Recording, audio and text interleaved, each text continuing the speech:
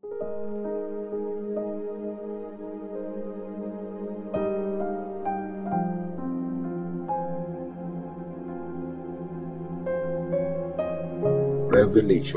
chapter 9. Hinipan ng panlimang angel yung trumpet niya.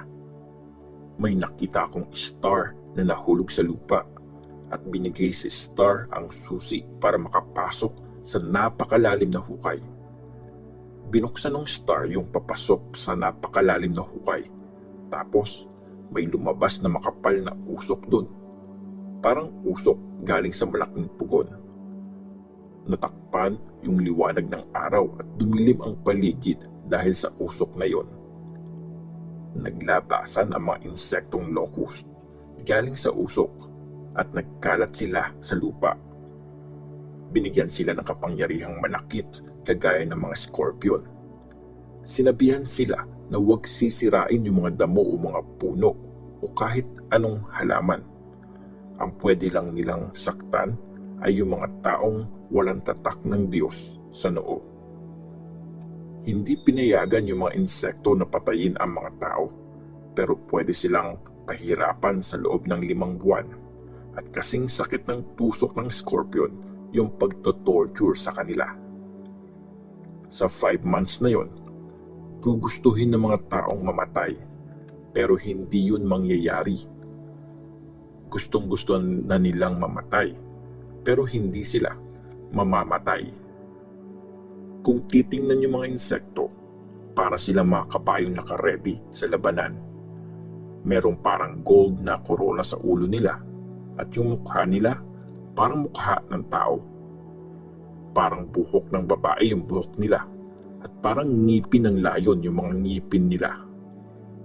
May suot silang parang bakal na armor at yung ingay ng mga pakpak nila parang ingay ng mga chariots na hinihila ng mga kabayong lalaban sa giyera.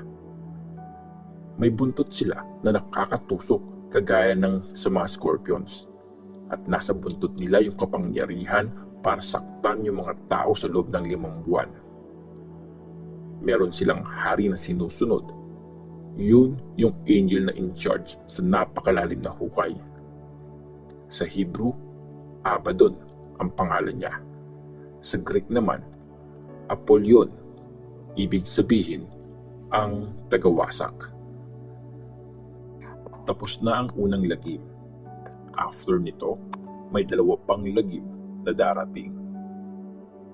Hinipan ng pang-6 na angel yung trumpet niya. May narinig akong boses galing sa 4 na sulok ng gold na altar na nasa harap ng Diyos. Sinabi ng boses doon sa pang-6 na angel, pakawalan mo na yung pang-4 na angels na nakatali sa malaking ilog ng Euphrates. Pinakawalan nga yung 4 na angels.